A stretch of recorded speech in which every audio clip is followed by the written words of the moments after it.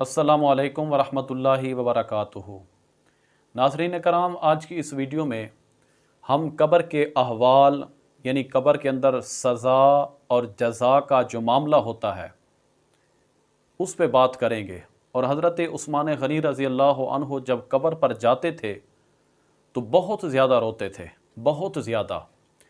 तो लोगों ने पूछा, हज़रत आप हमें क़यामत की हौलनाकियाँ बयान करते हैं, क़यामत का मंज़र हमारे सामने पेश करते हैं, हमें बताते हैं, उस वक्त आप इतना नहीं रोते, कब्र पे आके आप इतना ज़्यादा क्यों रोते हैं?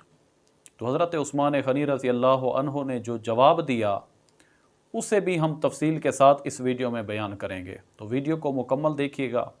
जब इंसान माँ के पेट में आता है तो उसके अंदर जब रूह डाली जाती है, गोश्त बनता है, हड्डियाँ बनती हैं, हड्डियों के ऊपर गोश्त चढ़ाया जाता है, तो फिर उसके अंदर जब रूह डाली जाती है तो रूह डालने के साथ साथ उसके तमाम मामलात लिख दिए जाते हैं।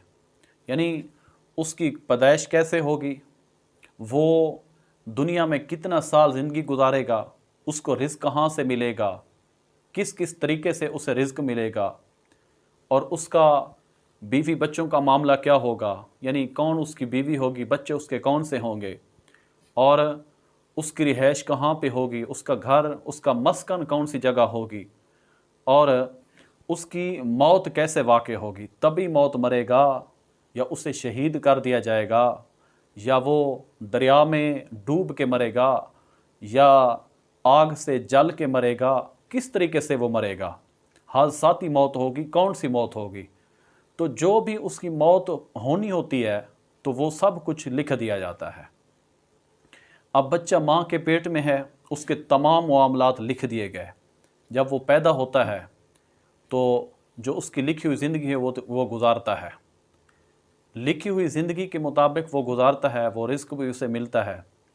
और ये भी याद रखें, आका अलैहिस्सलातु वस्सलाम ने इरशाद फरमाया, जो तुम्हारे मकसूम, तुम्हारे नसीब, तुम्हारे हिस्से का रिज़्क लिखा हुआ है, जब तक तुम उसे हासिल नहीं कर लोगे तुम्हें मौत नहीं आएगी। यानी जो भी तुम्हारे नसीब में है रिज़्क, अल्लाह ने जो लिख दिया है, जब तक उसका आखिरी लुकमा हासिल नहीं कर लोगे मौत नहीं आएगी। और जो नहीं लिखा हुआ तुम्हारे नसीब में रिज़्क, उसे हासिल करने के लिए तुम अगर मर भी जाओ तो फिर भी वो तुम्हें हासिल नहीं होगा। तो इसलिए इंसान के जो ज़िंदगी के मामलात दुनिया में होते हैं वो सारे करता है, रिज़्क भी उसे मिलता है जो लिखा हुआ था, उसके यार दोस्त भी होते हैं, उसकी रिहाइश, उसका मस्कन, उसका ठिकाना, उसका घर भी होता है, उसके बीवी बच्चे भी होते हैं, वो ज़िंदगी दुनिया वालों की तरह गुजारता है। फिर जब जिस तरह की उसकी मौत लिखी हुई थी वो उसी मौत में मर जाता है। जब वो मरता है, जब उसे मौत वाक़ई हो जाती है तो उसकी रूह उसके जिस्म से जब निकलती है, तो ये भी आपने देखा होगा, जब बंदा फौत हो जाता है उसकी आंखें खुली होती हैं और लोग फिर उसे बंद करते हैं, मुंह पर भी कपड़ा बांधते हैं और उसकी आंखों पे हाथ दे के उसे बंद करते हैं। ये कभी आपने सोचा कि मुर्दे की आंखें क्यों खुली होती हैं? तो वो इसलिए खुली हुई होती हैं कि इंसान के जिस्म और उसकी रूह का गहरा ताल्लुक़ होता है, बहुत गहरा ताल्लुक़ होता है। जब वो रूह उसके जिस्म से जुदा हो रही होती है तो उसकी आंखें उस रूह को जाते हुए देख रही होती हैं, इसलिए उसकी आंखें खुली हुई होती हैं। तो जब बंदा मर जाता है, उसकी रूह उसके जिस्म से निकल जाती है, तो हदीस मुबारका की रोशनी से मैं आपको बता रहा हूँ कि वो जब लोग उसके करीब होते हैं, कोई रो रहा है, कोई बात कर रहा है, कोई नसीहत कर रहा है, कोई अच्छी बात, कोई बुरी बात, कोई रो रहा है, कोई वावेला कर रहा है, जो कुछ भी उसके करीब करीब मामलात हो रहे होते हैं वो सब कुछ सुन रहा होता है।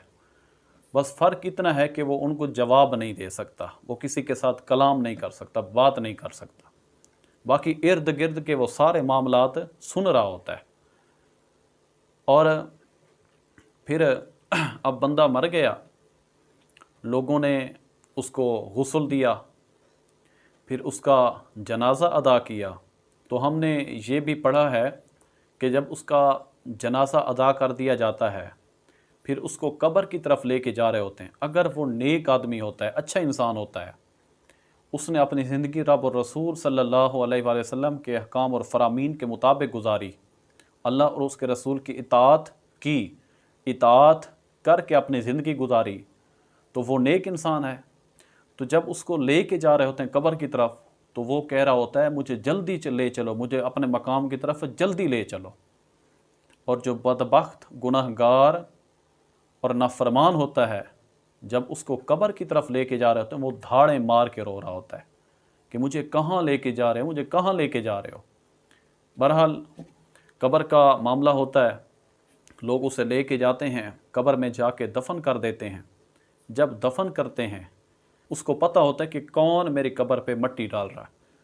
मट्टी डालने के बाद जब लोग वापस घर की तरफ आते हैं, तो वो उनके कदमों की आवाज़ भी सुन रहा होता है, आवाज़ भी मुर्दा कब्र के अंदर सुनता है। लोग वापस आ जाते हैं उसको दफन करने के बाद। अब उसके सवाल और जवाब का सिलसिला शुरू हो जाता है। अब सवाल और जवाब का जो सिलसिला शुरू होता है, इसको आप ज़रा गौर से सुनिएगा।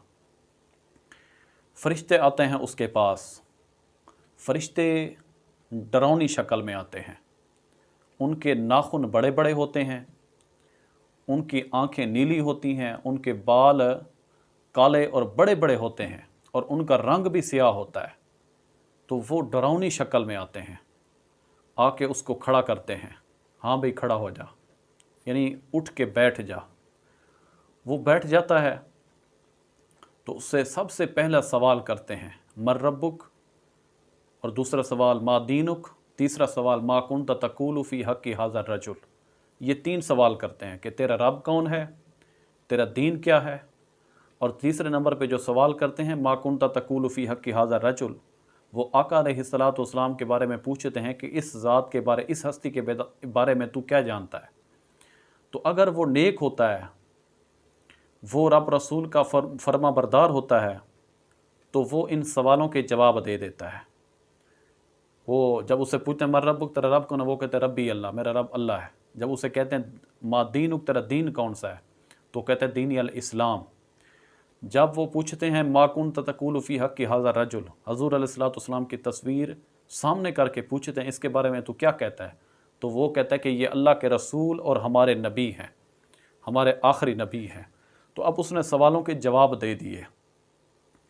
तो फरिश्ते उसको जहन्नम का नज़ारा करवाते हैं, कहते हैं ये देख ले, अगर तूने सवालों के जवाब सही न दिए होते तो तुझे इसी में डाला जाता, इसी जहन्नम के अज़ाब में मुब्तला किया जाता। लिहाजा अब तूने सवालों के जवाब दे दिए, तू पास हो गया है, इम्तिहान में कामयाब हो गया है। अब जब वो इम्तिहान में कामयाब हो गया, अब उसकी जज़ा का, यानी अल्लाह की तरफ से इनाम और अजर का सिलसिला शुरू होता है। अल्लाह फ़रिश्तों को हुक्म देता है, फ़रिश्तों अब इसके नौकर बन जाओ। जब आए थे डरावनी शक्ल में आए थे, जब उसने इम्तिहान में कामयाबी हासिल की, सवालों के जवाब दे दिए, तो अल्लाह उन्हीं फ़रिश्तों को हुक्म दे रहा है कि इसके अब नौकर बन जाओ। फ़रिश्ते नौकर बन जाते हैं, अर्ज़ करते हैं या अल्लाह अब इसके लिए क्या करें। अल्लाह फरमाता है फ़अफ़रिशूहु मिनल जन्नह, इसके लिए जन्नती बिस्तर लगा दो, व अलबिसूहु मिनल जन्नह, और जन्नती लिबास इसको पहना दो, वफ़्तहू लहू बाबम मिनल जन्नह, और जन्नत की खिड़कियाँ इसके लिए खोल दो ताकि ये जन्नत की ताज़ा और ठंडी हवाएं लेता रहे।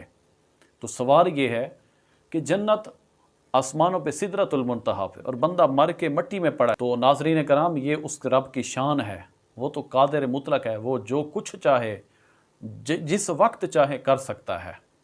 तो बंदा मर के कब्र में है, अल्लाह उसके लिए जन्नत की खिड़कियाँ खोल देता है। कब? जब वो इम्तिहान में पास हो जाता है, जब सवालों के जवाब दे देता है। अब वो शख्स जिसने सारी ज़िंदगी गुनाहों में गुजारी, रब और रसूल की नाफरमानियों में गुजारी, अपनी ख्वाहिश के मुताबिक उसने ज़िंदगी गुजारी, रब और रसूल का फरमान सुना लेकिन उस पर अमल न किया। जो उसके दिल ने चाहा, जो उसकी ख्वाहिश थी, जिस चीज़ में उसको लज्जत और मज़ा आता था, वो मज़े लेता रहा, नफसानी ख्वाहिशात के मुताबिक उसने ज़िंदगी गुजार दी, लेकिन रब और रसूल सल्लल्लाहु अलैहि वसल्लम के अहकाम और फरामीन पे अमल न किया, अपनी मर्ज़ी से ज़िंदगी गुजारी। तो जब वो कब्र में जाता है, फ़रिश्ते जब पहला सवाल करते हैं ना मर रब्बुक, तेरा रब कौन है, उसको जवाब तो नहीं आता, کیونکہ اس نے نافرمانیوں میں زندگی گزاری تھی، تو وہ کہتا ہے لا ادری، میں نہیں جانتا۔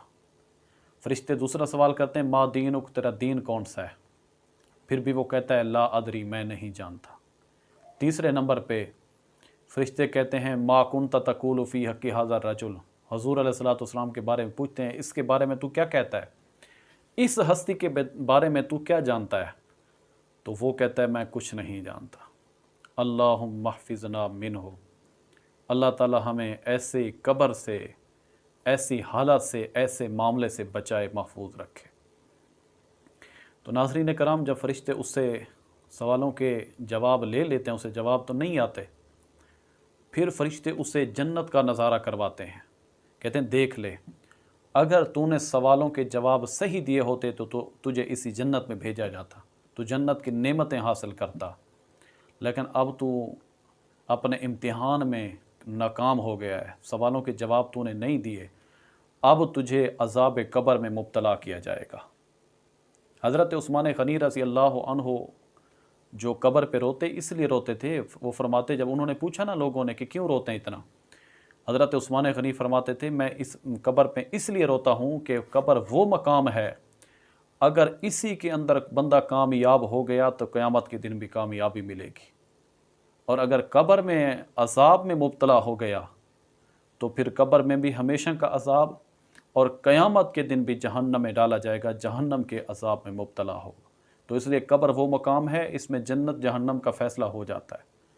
تو ناظرین کرام، جب گناہگار کو سوالوں کے جواب نہیں آتے، جب ناکام ہو جاتا ہے، جب اس کی سزا کا سلسلہ شروع ہوتا ہے، اللہم احفظنا منہ، اللہ تعالی ہمیں اس سزا سے محفوظ رکھے، سزا سے بچائے۔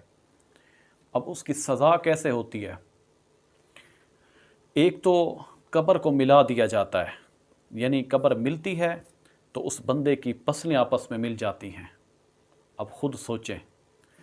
اور دوسرا، اس قبر کے اندر سانپ اور بچھو تو ہوتے ہیں، اور تیسرے نمبر پہ اس قبر کے اندر ایسا سانپ اس بندے پہ مسلط کیا جاتا ہے، ایسا سخت ترین، زہریلا ترین سانپ ہوتا ہے کہ جو اس بندے کو کاٹتا ہے، اس کو ڈستا ہے۔ اگر وہی سانپ اپنے زہر کا ایک قطرہ روئے زمین پہ ڈال دے تو پوری دنیا کی زمین سبزہ اگانے سے عاجز آ جائے گی، یعنی اتنا وہ زہریلا ترین سانپ ہے۔ وہ سانپ اس مردے کے اوپر، قبر والے کے اوپر مسلط کیا جاتا ہے، جو اس کو ہر وقت ڈستا رہتا ہے، اس کو کاٹتا رہتا ہے، اور اس کے علاوہ بھی اسے عذاب دیا جاتا ہے۔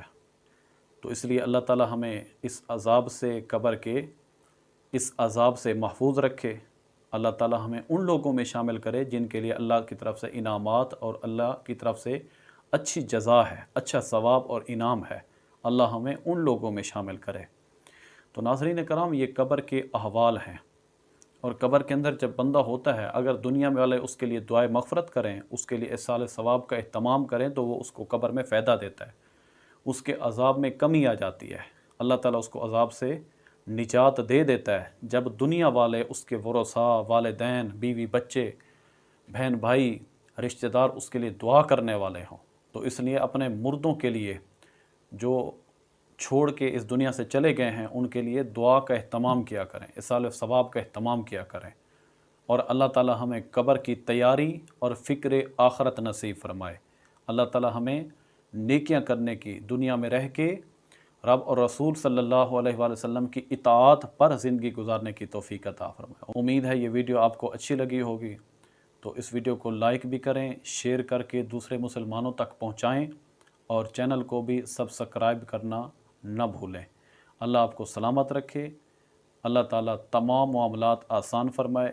جزاکم اللہ تعالیٰ فی الدارین۔